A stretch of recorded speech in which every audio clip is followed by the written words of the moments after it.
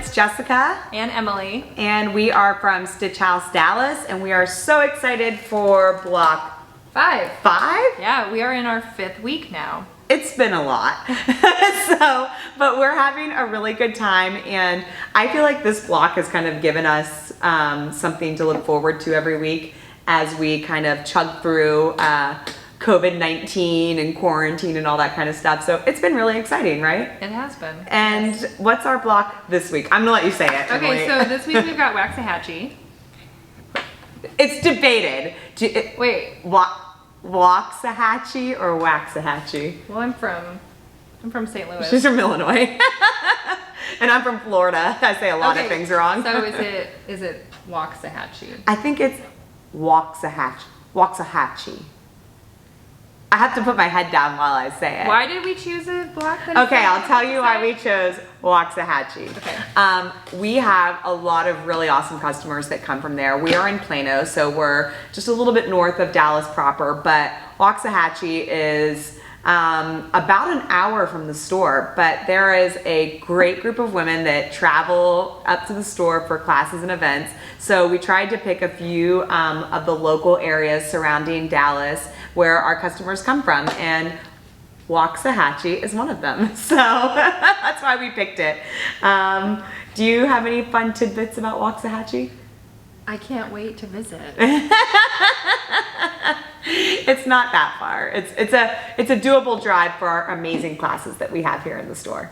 So today we're using the 880, which is a little bit different than any other machine on the market, and that's because there's a commercial hook in the 880. So I'm going to show you, because if you've never seen it, it's quite impressive. So the hook sits behind the needle, whereas most machines, the hook either sits in front of the needle or right up top or to the side, but the hook sits behind it. So when I open this bobbin door, my hook's gonna swing out, and it's really cool. It presents itself to me. So again, something you won't find on any other machine. You still have the jumbo bobbin on this machine, which is really awesome. So I can take advantage of loading this up with 70% more thread than I can on any other machine. But if I am looking for a commercial machine in a household setting, it would definitely be the 880. So not only can I piece really well on this machine, but if I was doing upholstery or drapes or garment sewing or denim or anything like that, this machine can really handle it, because now that hook, when it goes back in, it slides back to sit back behind my needle, which is just very impressive. This machine also threads totally different than all other machines, and it's pretty cool. Now I'm going to pull out and I'll show you how quickly this threads up. So I'm going to come from under here. I let my machine recognize that I'm threading it, and then I'm going to bring it down and around. Again, if you've never seen this in real life before, it's just kind of cool to see how the 8 series threads.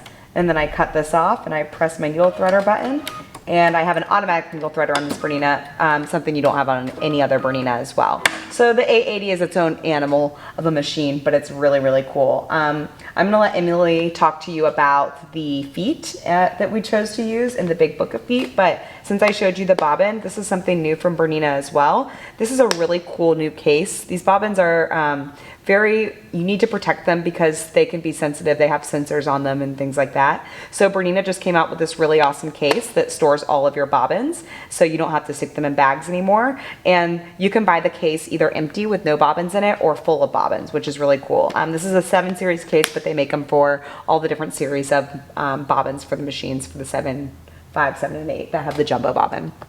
So we love this, and it's brand new from Bernina, and it says Bernina, and I'm sure people will make them their own. So I'm gonna let Emily talk about the feet next, but I just wanted to show you some really cool things. If you've never seen how a Bernina 8 series threads, or how the hook swings out to present the bobbin, then I just think it's totally different and new, and we're always just trying to show you cool, new, exciting things.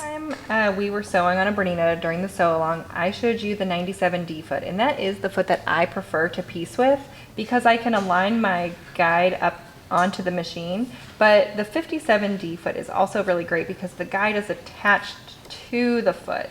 So I've got a couple options when I'm trying to get my 1/4 inch on a Bernina. And so whenever you're looking at the different options of feet that you can use, I love using the big book of feet. I know you've heard me say it a few times, and I will continue to say it, but I want to get the best out of, the most out of my feet. When I open this book up, I've got my 1/4 inch piecing technique, so my patchwork feet. I've got the 37, the 57, and the 97. So if you have a machine that uses the dual feed, I would always recommend using the dual feed because you get a more even feed of your layers. But we've got the 57, the 37, and the 97 available as well for machines that don't have dual feed. Again, the dual feed is a game changer in my opinion, but this book kind of lays out how you can use those patchwork feet, how to get a perfect 1/4 inch on your Bernina machine. And using the straight stitch plate is another way that we get that perfect 1/4 inch, and when we're piecing, our fabric doesn't kind of fall into our feed dogs. Okay, so this is my block layout for Waxahachie. Waxahachie. Okay, yes, we're not from here. So for the Waxahachie block, we have something that looks very similar to a windmill. You're gonna see that every single block is exactly the same. It's composed of the small triangle, the... Parallelogram? No, this one's a trapezoid still. Trapezoid? Yeah, we'll see the parallelogram on Oklahoma. I just like that word. I do too. This one's still the trapezoid. And then we've got 2 of the larger triangles. So every single block is identical. And we're just gonna rotate like we've done in the past. So again, we've got 4 units that make up one part of the block, and we're gonna repeat that. I wonder if any of my like 5th grade teachers are watching, because I was horrible in 5th grade, and I think that's where we learned about parallelograms and trapezoids. I will tell you, Jessica, you're not 100% wrong, because this line and this line are parallel. They are parallel. So. But at home, just say it, parallelogram. It's very soothing. It is. Good. Okay. So the sewing order that we're gonna do, you might kind of wonder how these units are gonna go together, but really what we'll do is we'll sew these 2 together first, and we'll set those aside. And then we will sew these 2 together, and we'll set those aside. And once these are sewn together and these are sewn together, then we're gonna have 2 equal shapes, 2 equal triangles, so that we'll sew those together. And we're gonna walk you through that today. So I think that it'd be great to join these pieces together first. So I'm going to use my MCKINNEY little notches that are right here so that we can line those up. And so because the fabric is sometimes cut on the bias, we might have to do some adjusting to get those to line up perfectly. And so I'm gonna use my flatter spray. We were just talking about this, and things happen when you're cutting fabric, regardless of you using a rotary cutter or an MCKINNEY quilt or various products that you can use to cut out fabric. And depending on the grain of the fabric and the way the fabric was put onto the die or the way that you cut it, you know, you may have to make some slight compensations for your fabrics to really line up. So Emily's taking the flatter spray and she's gonna iron them, and we're just gonna manipulate them a little bit and then take these awesome little mini wonder clips and then clip them together so that we can go ahead and stick them in piece. So let's see how that worked out. So I'm gonna make sure I'm still in the right order, because we don't wanna maybe, you know, mess it up. This is not the block we want. So we wanna be just like that. So let's see if that flatter helped a little bit and we can manipulate that a little bit. That looks nice. So I just wanna make sure that I can split the difference if we don't get it quite right. So what I'm sewing along is this edge here. And when we iron, we can kind of adjust that later. But I want to make sure that we're going to sew these together, so when I open it up, it's going to be like that.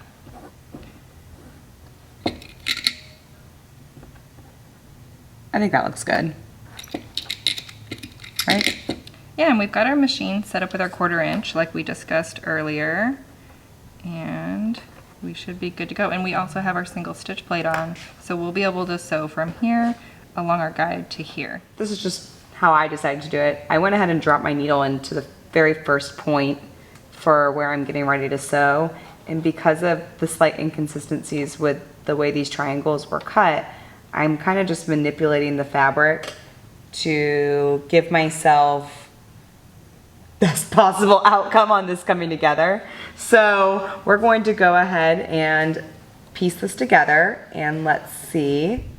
Okay, so in the past, we have shown you how to do 1 unit per block. So maybe this block has, or not maybe, this block has 4 units in it.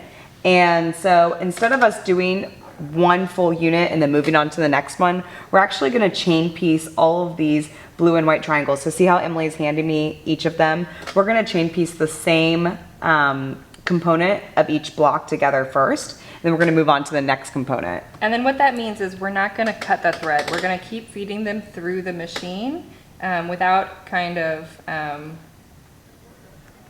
Without stopping. Without stopping.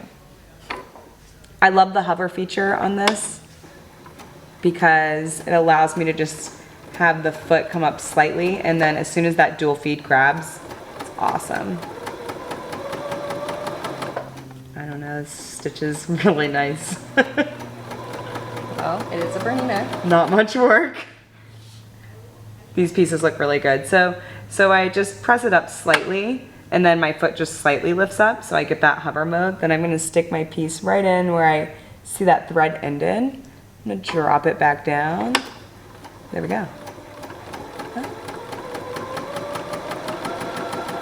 I don't know, Emily, I actually really love this. I'll show you even easier. So Jessica, I'm gonna show you something even easier Okay, show on the me. next block. So Okay. right now we've got the needle up, so your pivot feature is actually not engaged. When the needle is down, so I'm telling the machine when I stop sewing, I want my needle to end in the down position. And so watch what happens after you sew this one. You're gonna sew the entire length, and then the foot's gonna lift all by itself. You actually don't even need to use the start stop button. Okay.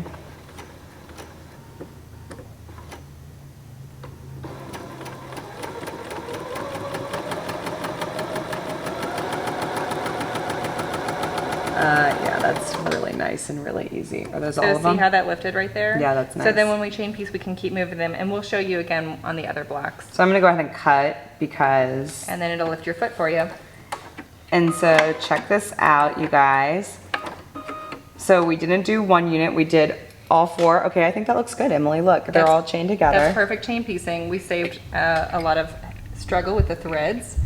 And stopping and starting. Yep. And this is Emily's favorite tool. The thread caddy. Look how cool though.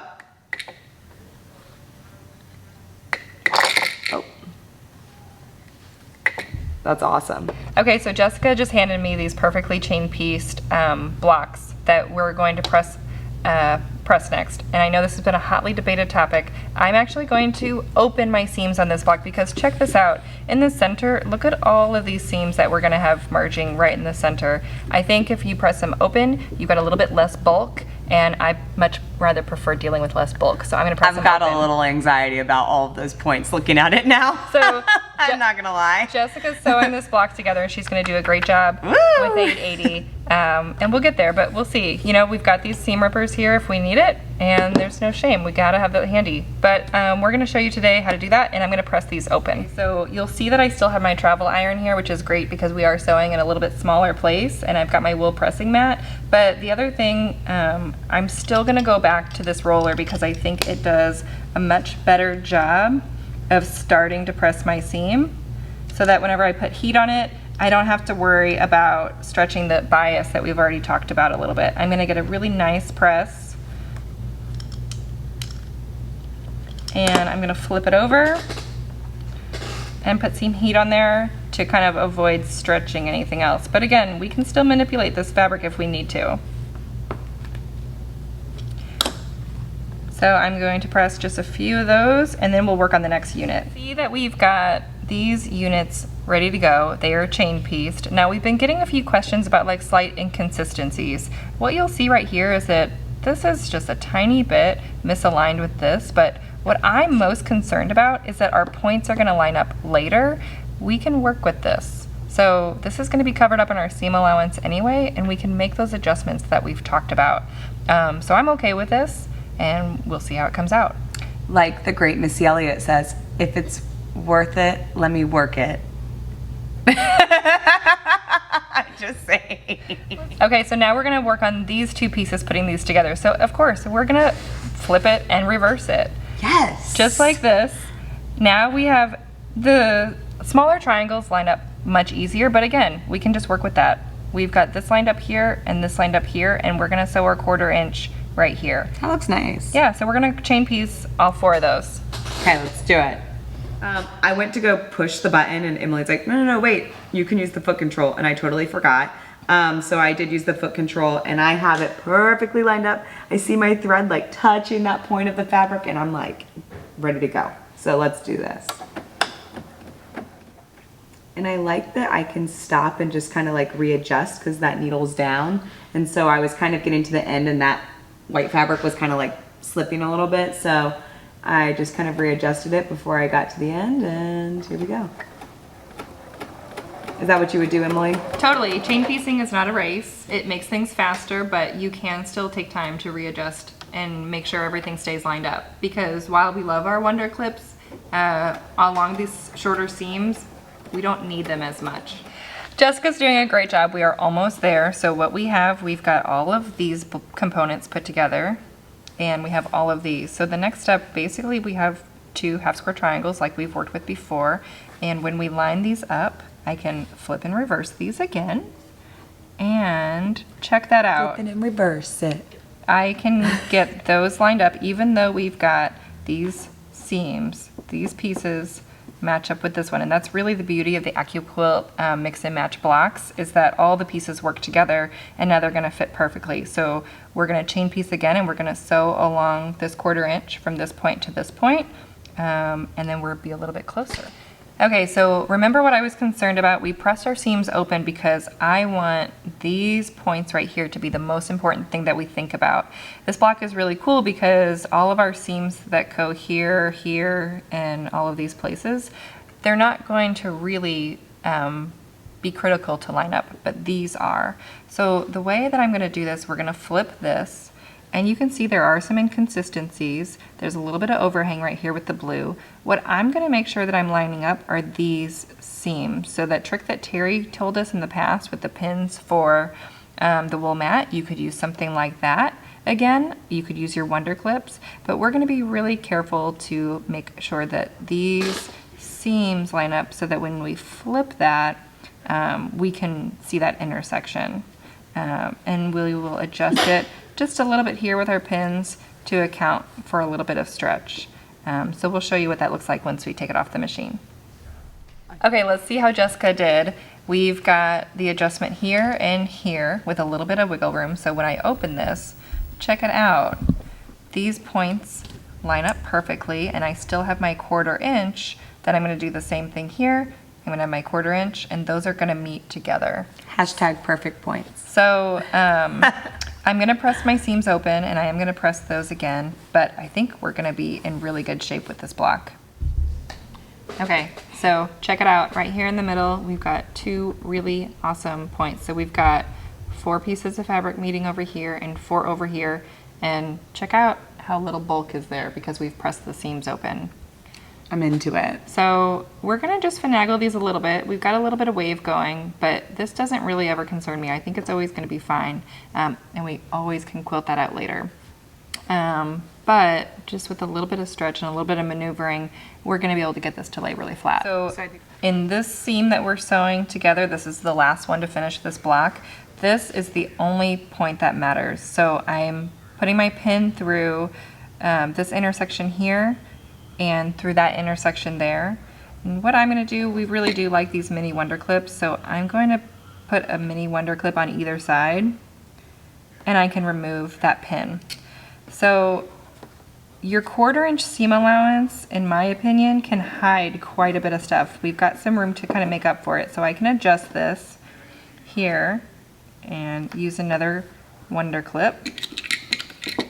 Emily and I were talking about this, but like, this is authentic sewing. So, you know, points aren't always gonna match and things can get wonky, but at the end of the day, we're gonna put this on our handy quilter. It's gonna quilt out beautifully, and you know, this is the reality of quilting. It's not always perfect, even though we want it to be. I only care really if this one comes out because Agree. that's gonna be... That's the focal point of the block. It's where everything intersects. And we don't point out our flaws in our quilts. Never. So we've got quite a few mini wonder clips, but I think this is going to allow us to finish this block up and no one's ever gonna be able to tell about any of the inconsistencies. Ready? Okay, moment of truth happening right now. Woo! Look at the point. Look how beautiful that is. Hashtag perfect points. So I am gonna press this, but I also wanna point out, even though our block is just a little bit wonky, we are still at 10.5 inches. So that's gonna allow our AccuQuilt blocks to finish a 10-inch block when it's all sewn together with our sashing. So again, we can work with a little bit of inconsistencies, but the most important thing is that our block looks good. I think it's beautiful. Yeah. The colors are awesome too. This is our Waxahachie block. We've got the pinwheel going, and it's a really unique block, just 3 colors, but it's really great. So I'm gonna press this up. So after this is pressed, again, you can see how perfect those points are lining up. And one reason, in my opinion, they're able to do that is because we press the seams open. So look how flat everything's coming from the center. And you've got these cross here and this cross here, and it's all really nice right there because we press the seams open. That was thrilling. It was a lot of fun. It was a little stressful because you know, we had some imperfect cuts to deal with, but it wasn't bad. It actually worked out beautifully. I think it looks really great, and in the finished quilt, it's going to be a great block in it out of the 9. Something I wanted to talk about was we're going to do a finishing class here at Stitch House, and we're also going to have that finishing class be virtual. But if you are local and able to participate in our finishing class, we're going to show you how this wonkiness works out. So we're going to be using our handy quilter long arms. We have 6 of them that are for educational purposes. This quilt's going to fit on there perfectly, and we're going to teach you how to, from start to finish, get this quilt completely done using edge-to-edge software, which Emily loves. I definitely love it, and we have had some people coming in the store to kind of show off some of their blocks, and we have been seeing them on social media, which we really love. But when we're in the finishing class, I can't wait to see if people have kind of taken their own creative liberties, if they're following along exactly. Oh, I know they have. I got a great suggestion. Someone said, I think I might embroider the names of the blocks on each one. What do you think? I said, that's cool. I said, I don't know, go for it. I think it's really cool. That'd be great. I think it's really fun whenever you see people change up to their own personality and style. So I'm looking forward to that in the finishing class. If you have more questions about the finishing class, please feel free to email us or leave us a comment and we'll tell you all about it. To sign up for it, it is on our website, shopstitchhouse.com. And you should follow us and subscribe to our YouTube channel. Definitely. And what are our hashtags that we use? We have Sew Along with Stitch House. Yes, and I love that one. And what else? Hashtag perfect points from this video. Yes. That's all. Thanks, guys.